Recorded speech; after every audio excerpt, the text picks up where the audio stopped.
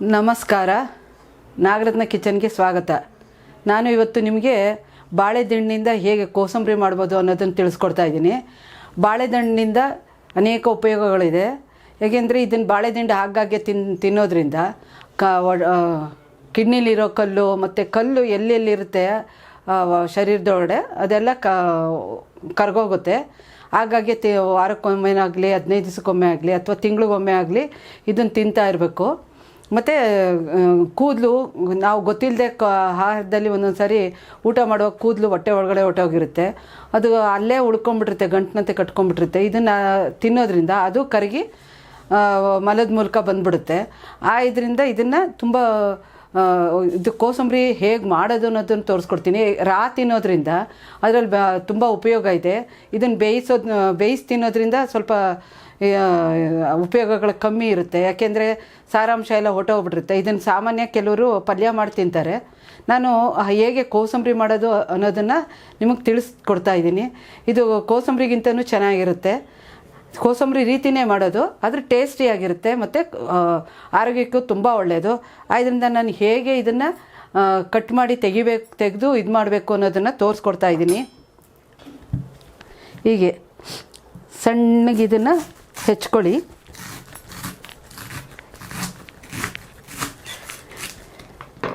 ಒಮ್ಮೊಮ್ಮೆ ಹಿಂಗೆ ಕುಯ್ದಾಗ ನಾರು ಬರುತ್ತೆ, ಆ ನಾರನ್ನು ಹೀಗೆ ತೆಗೆದು ಬಿಸಾಡಬೇಕು. ಇದರಲ್ಲಿ ನಾರು ಬರ್ತಾಯಿಲ್ಲ. ಕೆಲವೊಂದು ಬಾಳೆದಿಂಡಿನಲ್ಲಿ ನಾರು ಬರಲ್ಲ. ಇದರಲ್ಲಿ 2-3 ಲೇಯರ್ ಇರುತ್ತೆ. ಆ ಲೇಯರ್ನ ತೆಗೆದಾಕ್ಬಿಡ್ಬೇಕು. ಮತ್ತು ಇದು ಒಳಗಡೆ ಇರೋ ದಿಂಡು ಮಾತ್ರ ತಗೋಬೇಕು. ಈ ದಿಂಡನ್ನು ಈಗ ನೀವು ಸಣ್ಣಕ್ಕೆ ಹೆಚ್ಕೊಳ್ಳಿ.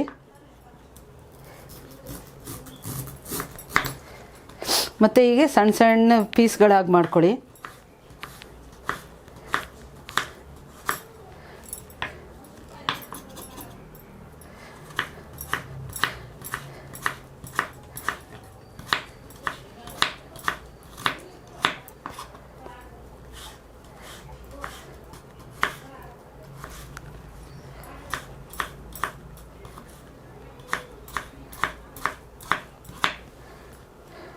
ಮತ್ತು ಇದೇ ಕಲರ್ ಉಳ್ಕೋಬೇಕು ಅಂತಂದರೆ ನೀವೇನು ಮಾಡಬೇಕು ಅಂತಂದರೆ ತಕ್ಷಣ ನಿಂಬೆ ಹುಳಿನ ಹಿಂಡ್ಕೊಂಬಿಡಿ.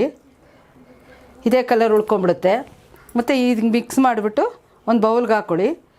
ಇದೇ ಕಲರ್ ಇರುತ್ತೆ, ಚೇಂಜ್ ಆಗೋಲ್ಲ. ಆದ್ದರಿಂದ ತಕ್ಷಣವೇ ನಿಂಬೆಹಣ್ಣು ಇಟ್ಕೋಬೇಕು. ಹೇಗಿದ್ರೂ ಕೋಸಂಬರಿಗೆ ನಾವು ನಿಂಬೆಹಣ್ಣು ಹಾಕ್ತೀವಲ್ವ, ಹಾಗಾಗಿ ಇದನ್ನು ಮೊದಲೇ ಇದನ್ನು ಹೀಗೆ ಹಿಂಡ್ಕೊಳ್ಳೋದ್ರಿಂದ ಪುನಃ ಹಾಕೋ ಅವಶ್ಯಕತೆ ಇರಲ್ಲ. ಬೇಕು ಅಂದರೆ ಹಾಕೋಬೋದು. ಈಗ ನೋಡಿ, ಇದು ಕಟ್ ಮಾಡಾಗಿದೆ.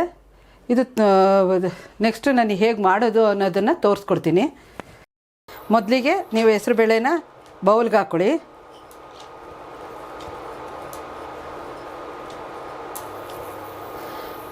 ಆಮೇಲೆ ಹೆಚ್ಚಿಟ್ಕೊಂಡಿರೋ ಬಾಳೆದಿಂಡನ್ನು ಹಾಕ್ಕೊಳ್ಳಿ.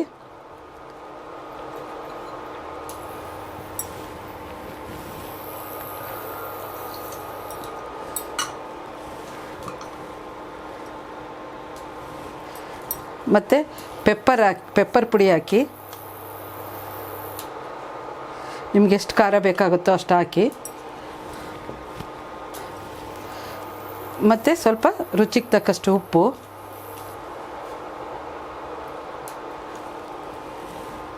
ಮತ್ತು ಕಾಯಿ ತುರಿ,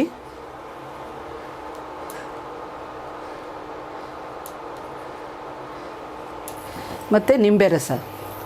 ಮೊದಲೇ ಇದನ್ನು ದಿಂಡು ಹೆಚ್ಕೊಂಡಾದ್ಮೇಲೆ ನಿಂಬೆ ರಸ ಹಾಕಿದ್ದೀನಿ. ಈಗ ಸ್ವಲ್ಪ ಹಾಕ್ಕೊಳ್ಳಿ.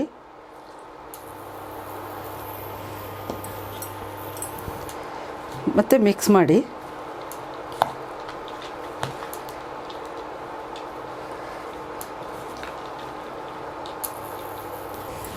ಮತ್ತು ಕೊತ್ತಂಬರಿ ಸೊಪ್ಪು ಅದನ್ನು ಹಾಕಿ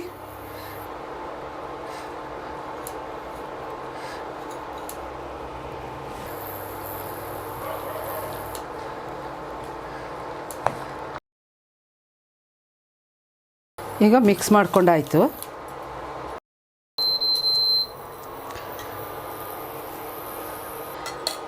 ಈಗ ಇದು ಕಾದಿದೆ ಪ್ಯಾನು, ಅದಕ್ಕೆ 1 ಸ್ಪೂನ್ ಎಣ್ಣೆ ಸಾಕು, ಹೆಚ್ಚಿಗೆ ಏನು ಬೇಕಾಗಿಲ್ಲ. ಸಾಸಿವೆ ಹಾಕ್ತಾಯಿದ್ದೀನಿ.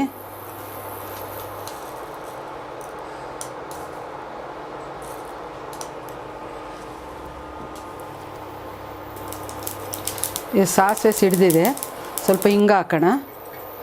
ಮೇನ್ ಹಿಂಗೆ ಮುಖ್ಯ, ಇದಕ್ಕೆ ಟೇಸ್ಟ್ ಚೆನ್ನಾಗಿ ಕೊಡೋದಕ್ಕೆ ಕೋಸಂಬರಿಗೆ. ಕಾಯಿ ತುರಿ, ಹಿಂಗು, ಕೊತ್ತಂಬರಿ ಸೊಪ್ಪು. ಕೊತ್ತಂಬರಿ ಸೊಪ್ಪು ತುಂಬ ತಂಪು, ಅದು ಯಾವುದಕ್ಕೆ ಉಪಯೋಗಿಸಿದ್ರೂ ತುಂಬಾ ಒಳ್ಳೆಯದು, ಟೇಸ್ಟಿಯಾಗೂ ಇರುತ್ತೆ.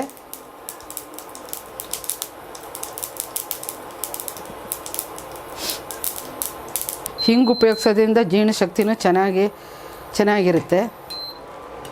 ನೋಡಿ, ಈಗ ನಾನು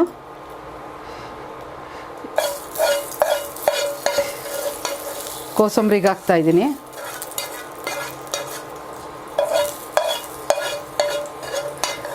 ಹಿಂಗು ಮತ್ತು ಸಾಸಿವೆ ಎರಡೇ ಹಾಕಿರೋದು. ಈಗ ಮಿಕ್ಸ್ ಮಾಡೋಣ.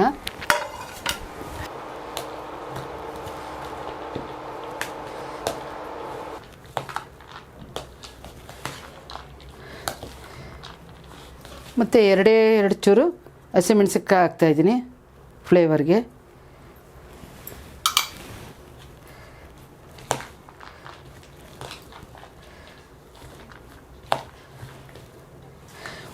ಇದು ಹೇಗಿರುತ್ತೋ, ಬಾಳೆದಿಂಡಲ್ಲಿ ಕೋಸಂಬರಿ ಚೆನ್ನಾಗಿರುತ್ತಾ ಅಂದ್ಕೋಬೇಡಿ, ಮಾಡಿ ನೋಡಿ, ನಿಮಗೆ ಗೊತ್ತಾಗುತ್ತೆ. ಪುನಃ ನೀವೇ ಮಾಡ್ಕೋತೀರ. ಈಗ ನಾನು ಸರ್ವಿಂಗ್ ಬೌಲ್ಗೆ ಹಾಕ್ತಾಯಿದ್ದೀನಿ.